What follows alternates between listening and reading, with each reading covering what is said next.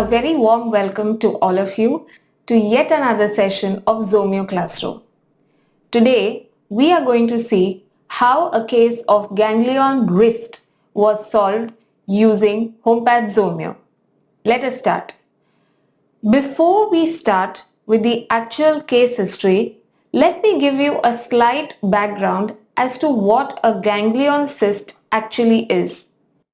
A ganglion cyst is a fluid-filled sac that is usually seen above a tendon or a joint. It is usually firm in consistency because it is filled by a jelly-like mucinous fluid. And this is what distinguishes a ganglion cyst from a lipoma, which is comparatively softer in nature. In mainstream medicine or in modern medicine, the treatment for ganglion involves no medicine. If there is no pain, usually ganglions are painless. However, if they press on a nerve, they can be quite painful. Depending on whether there is pain or not, the treatment protocol is decided in mainstream medicine. Usually, if the ganglion cyst is painless, the doctor tells you to wait and watch, reassuring you that a ganglion cyst is not cancerous. It is a benign tumor. But if there is pain, then the doctor usually suggests aspiration through needle. The catch here is that even after a needle aspiration, there is a chance of recurrence in the ganglion that is as high as 50%. Comparatively, in homeopathic medicine, we have very good treatment for ganglion. Comparatively, in homeopathic medicine, there is very good treatment for ganglion cysts and there is no fear of recurrence at all. So let us start with this case of ganglion cyst and see how we resolved it with homeopathy. This is the case of a 25-year-old married woman. She has a ganglion on the left wrist since 2 years. The size was gradually increasing since 5 months. Initially, this ganglion was painless. However, when the size started increasing, she started experiencing a mild pain, which is what brought her to us. She is now unable to wear a watch or bangles on that wrist because of the ganglion and a mild pain on touch. Now, when there is a mild pain, it is usually a pain caused by the pressure of the ganglion on the surrounding tissues. Nerve involvement seems unlikely as of now because nerve pain is very severe. This is how we can clinically distinguish between whether a ganglion is impinging on a crucial part of the body like a nerve or not. She was advised against surgery because the ganglion could recur. Apart from this, there are no complaints. We took her menstrual history. Menses are regular, cyclical, with moderate flow. However, what we gauged was that she got her menses too late in life. So her menses had been delayed. No discomfort or pain around menses. Leukorrhea moderate, white discharge 1 to 2 days prior to periods, which is normal. Now when we come to her life situation, she comes from a large family of 4 sisters and a brother. She was the 3rd child. She had a happy childhood. Average in studies, has completed bachelor's in arts, married 1 year back and is a homemaker. She doesn't like doing any work, whether it is housework or anything else. She is slow in her work because she is disinterested and dislikes it. We found something characteristic in her dreams.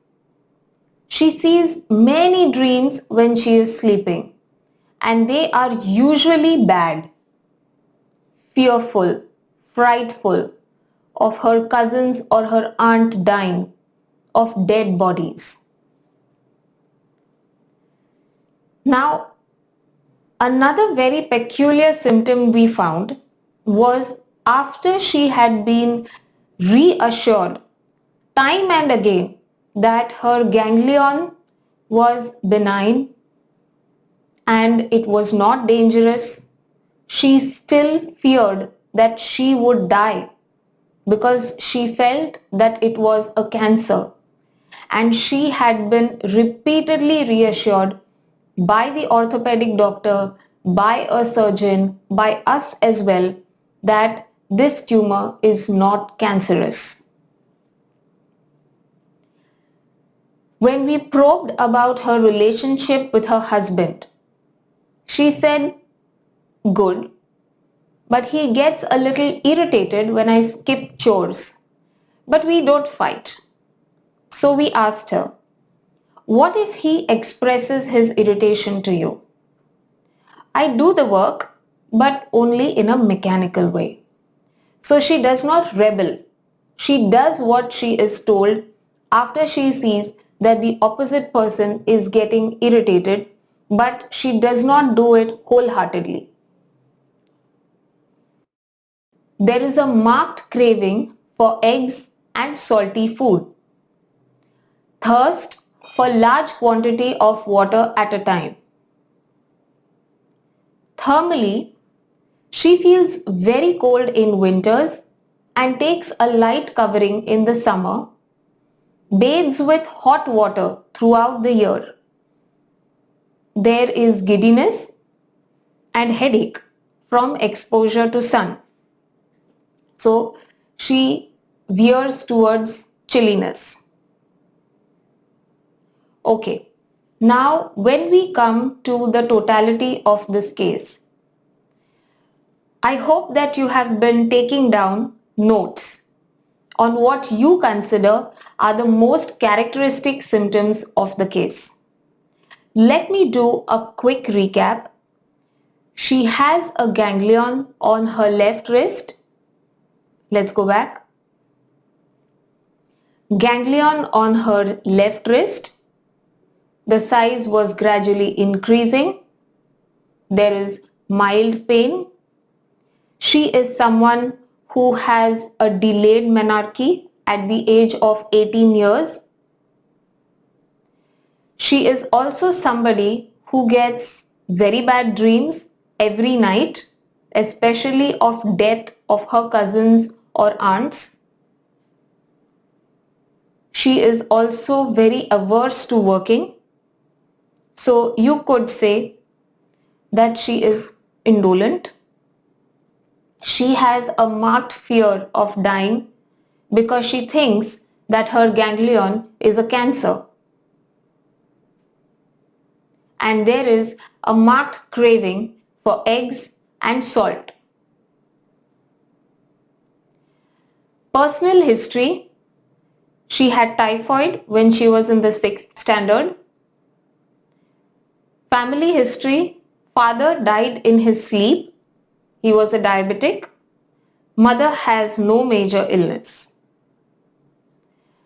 On examination, we saw that the ganglion was on the back of the left wrist. Blood pressure was normal. Constitutionally, she was overweight with a protruding belly. So, can you form a picture in your mind, friends, about how this woman is? An overweight, protruding belly woman who is slow, who has aversion to work, on the lazier side, a chilly patient, So I'm hoping that a picture is forming in your head.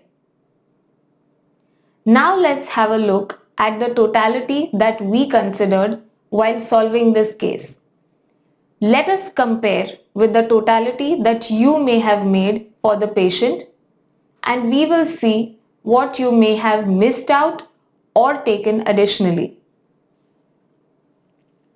So, the very first symptom we took was fear. She is a very fearful person, if you see, because there is a conscious fear of death, and subconsciously her fear is expressed in her dreams as well. So fear is pervading through her constitution. There is fear of death. There are frightening dreams. Dreams that her cousins or aunts are dying. Now these are very, very important. Why have we considered dreams in her totality? Is because dreams operate on a subconscious level, and therefore they bring out the true emotions or the true feelings that are there in a person. Consciously, we may show or manifest one thing, but subconsciously it may be the exact opposite, and that is the true core of a person, which is why we have considered dreams as well in her totality. The next symptom that we considered was her marked aversion to doing any work. Later, we have taken the excess desire to eat eggs, a desire for salty food, and we have also taken her peculiar reaction to a natural element, which is an exposure to sun causes headache and giddiness, which means that her sensitivity is expressed, or her sensitivity towards the sun is expressed only in this region of her body. And lastly, we have considered ganglion on her wrist because we need to consider this long-standing pathology in her totality as well. We need a remedy that will cover everything. So this was the totality we considered, friends. Now let's have a look at how we converted these symptoms into rubrics. So here is the rubric conversion. Fear of death has been directly converted into fear death of. Frightening dreams have been taken as dreams, frightful, nightmare. Dreams that her cousins or aunts were dying. We interpreted it as dreams, death of relatives. Aversion to any work. Now we searched for this as aversion to work. What we got was indolence aversion to work, which we have considered. The excess desire for eggs is food and drinks, eggs desires. Desire for salty food goes as food and drinks, salt or salty food desires. Exposure to sun causes headache and giddiness. Now, because we saw that the sensitivity towards sun is only at the level of the head, we particularly looked for this rubric in the head chapter.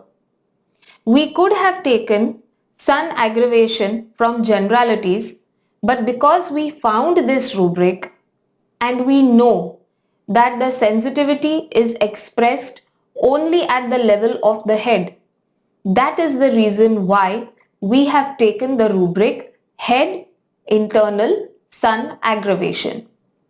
So this covers the pain and also covers the giddiness. And lastly, we took ganglion on the wrist, which is obviously a symptom in the extremities. So extremities, ganglion, wrists.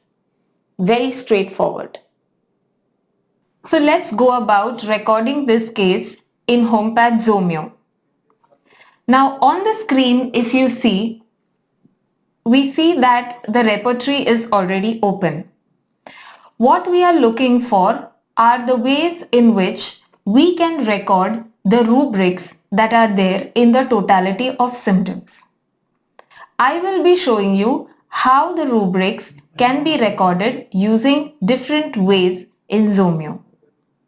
Let us look for the first one.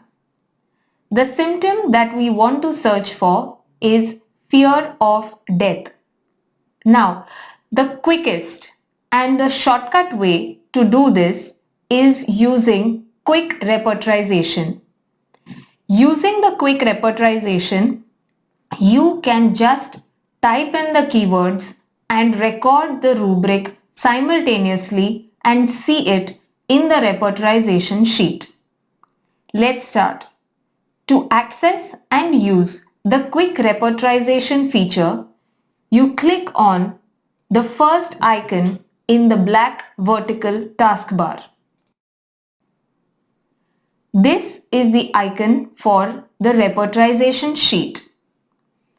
As of now, the sheet is blank or empty since we have not recorded any rubric.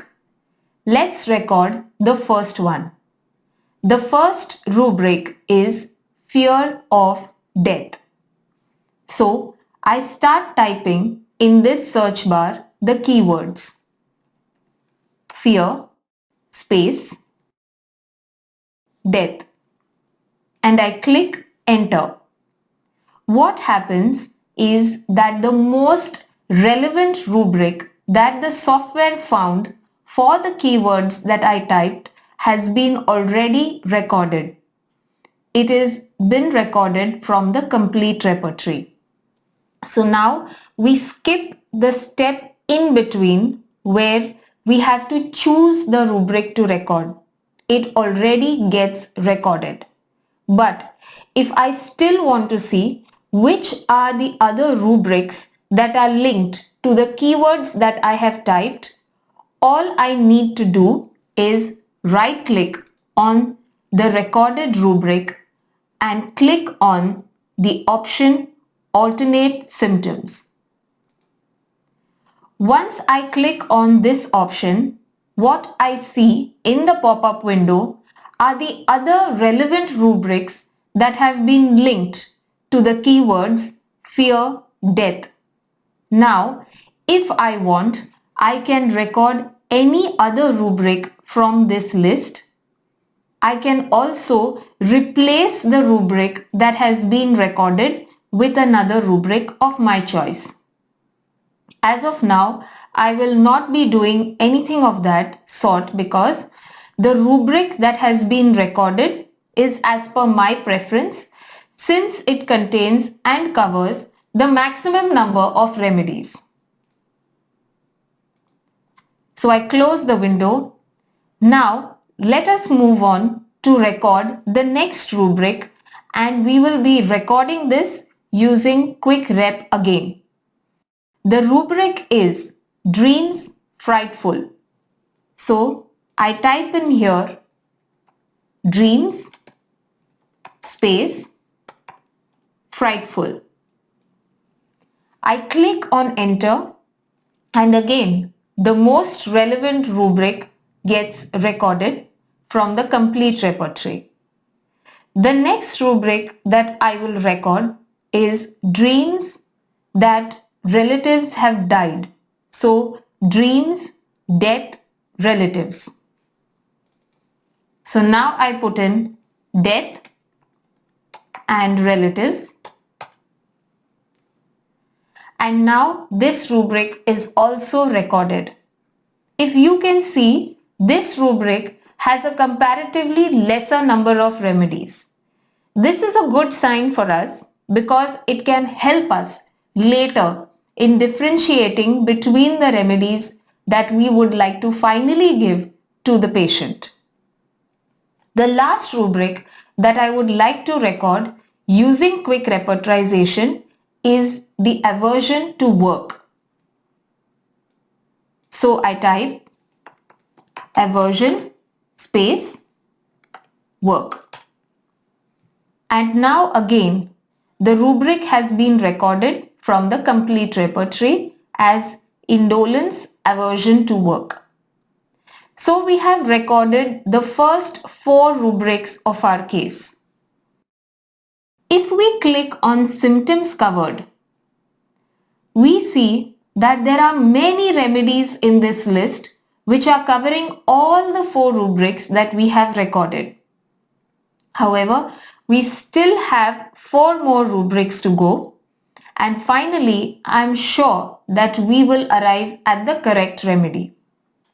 The next 2 rubrics are for desires in food, and these I will be recording using another feature in Zomeo called the Quick Symptom Record.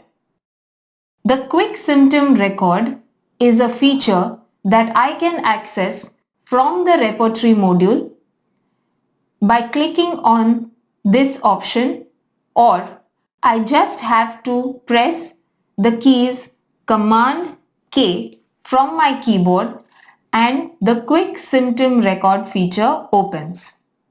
Basically from here, I can record the rubrics in the patient's own language, which means I search as a symptom and what I finally record is the rubric. This feature is very useful for those homeopaths who are just starting out and have a little or face a little difficulty in converting the symptoms into the rubric. So here I will be showing you 2 rubrics that we can record using Quick Symptom Record. The first is the desire for eggs. So all I need to do is in the search bar type eggs. I click on enter and I get these references.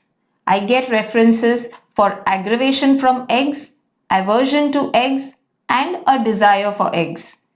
What I am looking for is desire for eggs. So I click on desire for eggs and I see all the relevant rubrics against that symptom. I select the first one from the complete repertory. Click on it and it's recorded. The next rubric I will record is desire for salt or salty food. So again, I type salt. Click enter and the options I see are aggravation from salt or salty food, aversion as well as desire. That's what I am looking for. The desire for salted food. Against this again, I have 11 rubrics, out of which I will be selecting and recording the first one, which is the rubric from the complete repertory. Clicked and recorded. We still have 2 more rubrics to go, and these I will be showing you how to record the classic way from the book or the repertory. These 2 are rubrics belonging to different chapters. One belongs to the head chapter while the other to the extremities. Let me show you how we can record both. I go to the repertory list from the repertory module, or I just press Command O from the keyboard. Once this is done, the screen that opens by default is the mind chapter of the complete repertory. But I would like to record the rubric from the head chapter. So for that, I select head, the chapter opens, and now I would like to record aggravation from sun. For this, I just start typing sun space aggravation. And now I have 21 references for it, for which the first one is what is relevant to my case, head internal sun aggravation. I just check the box and the rubric has now been recorded. But if I would like to see the remedies under that rubric, I click on the rubric itself and now I jump to the actual rubric or sub-rubric that is there incomplete. The next rubric I want to record is of ganglion on the wrists, and for that I have to go in the extremities chapter. Now I can scroll down to the extremities chapter, or I just type in EXTRE in the search bar, and this gives me the results of all the chapters of extremities in different repertories. I click on the reference of complete repertory and now I just type ganglion. I need to be more specific. I want ganglion in the wrist, so I type ganglion wrist. And these are the two references I get, ganglion wrists and ganglion wrists back. Now in ganglion wrists, I can see that there are 18 remedies. In our case, the ganglion was specifically on the back of the wrist, and for that we have only 2 remedies, which is why as of now I am choosing to take the higher sub-rubric, which is ganglion wrists. I check the box and the rubric is recorded.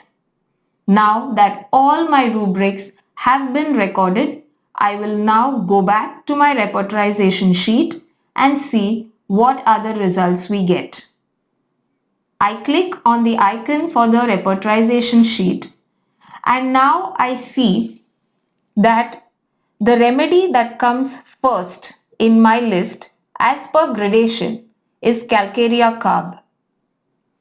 If you remember about the patient, constitutionally she was overweight with a protruding belly, and she was also slow and sluggish with a level of indolence, which does point out to calcarea.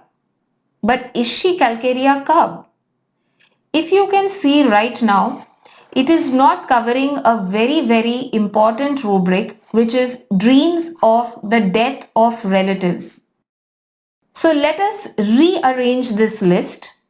Let us look at the list from the point of view of the covered symptoms.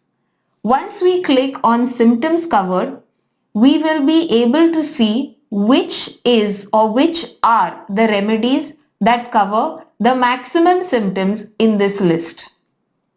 So interesting, when I click on symptoms covered, the list rearranges to show me that calcarea floor is the remedy that is covering all the recorded rubrics, followed by calcarea. Now again, calcarea floor belongs to the calcarea group of remedies. So I think we are on the right track. If you remember, we had 2 more symptoms in mind, and these can help us to decide whether calcarea floor is the remedy for the patient. The first was that the ganglion was on the back of the wrist, if we get very specific about the location. And the second was, if you remember, the patient saying that she has a fear that the swelling is a cancer.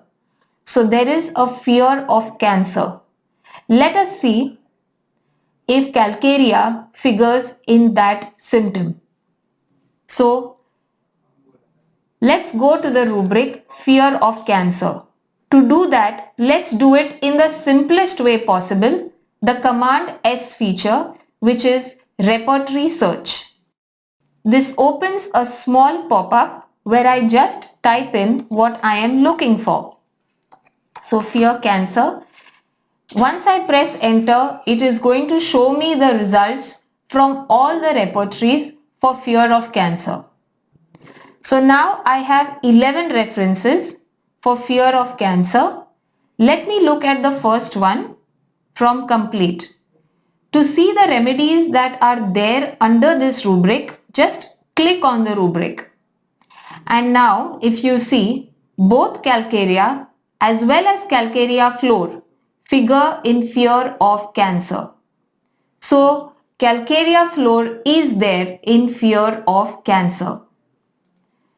The next symptom that we are looking for is where the ganglion is there at the back of the wrist.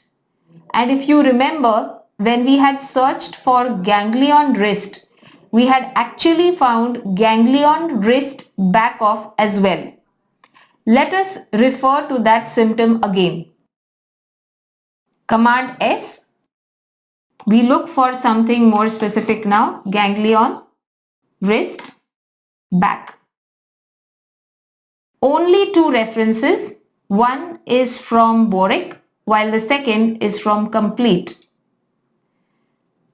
And the two remedies from complete chapter feature basilinum and calcarea floor. So again calcarea floor has come back to us, which means that calcarea floor is the right remedy for our patient.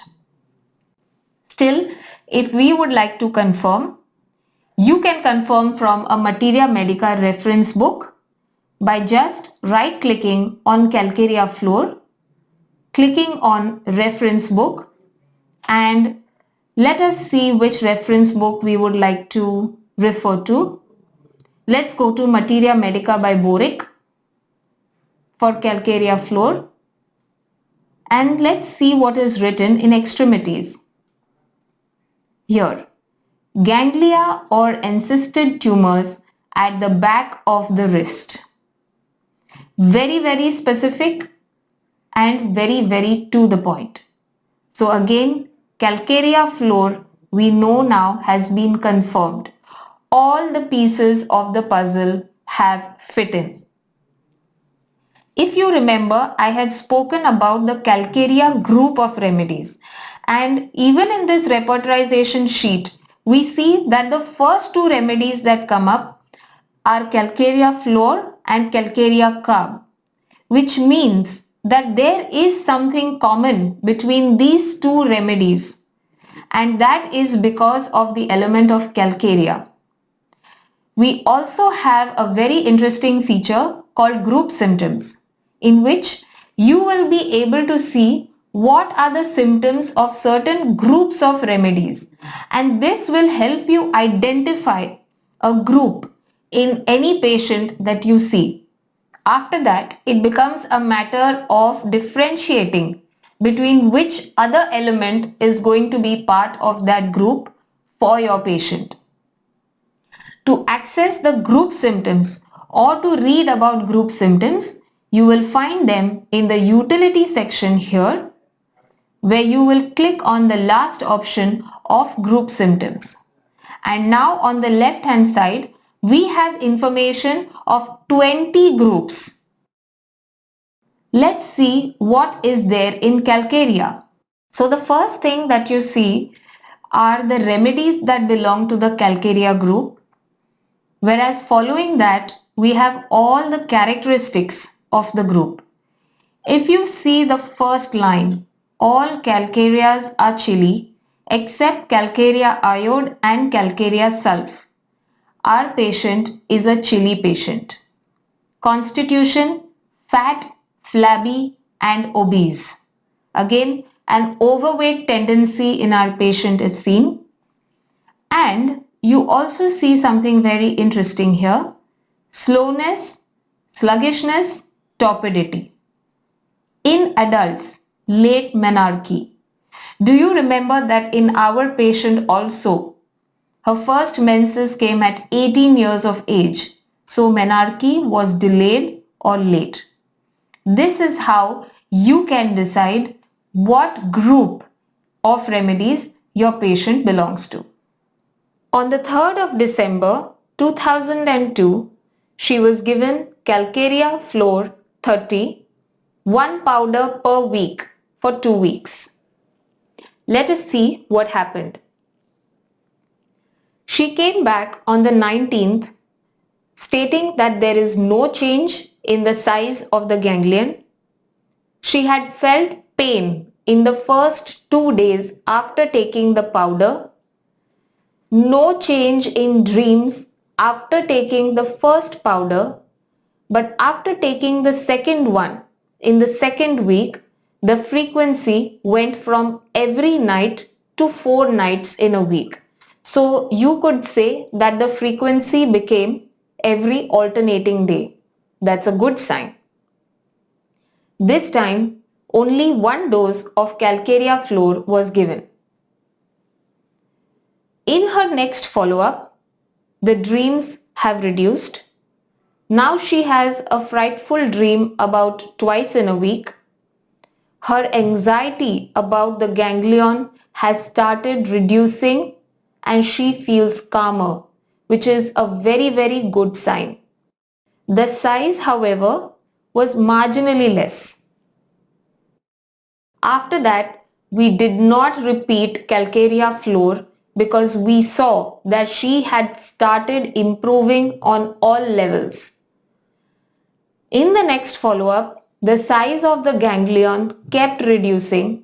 Sleep is now good and undisturbed, which is a very good sign. Again, we continued with SL. And on the 7th of April, she reported saying and showing that the ganglion had almost disappeared. No dose of Calcarea Fluor was repeated after that. So what do we take away from this case? What is the learning of this case? Considerations of pathology are as important as the mental symptoms when they are more prominent in a case. Dreams denote the underlying subconscious thoughts, fears, insecurities, and anxieties of a person. Hence, even if the feelings are not expressed directly, the dreams show the path towards the emotional status and must be considered in the totality of symptoms. You are on the path towards achieving a total recovery when you see that the patient has become emotionally more stable and when the bad dreams have begun to reduce. At this point, even if the pathology does not initially show a change, do not think that you have chosen the wrong remedy. Wait and watch. There is a law of direction of cure, and this is how we must progress. Thank you everyone for watching this session. I hope that you have taken away a lot of learning and it will help you in some of your cases in your homeopathic practice. Thank you and take care.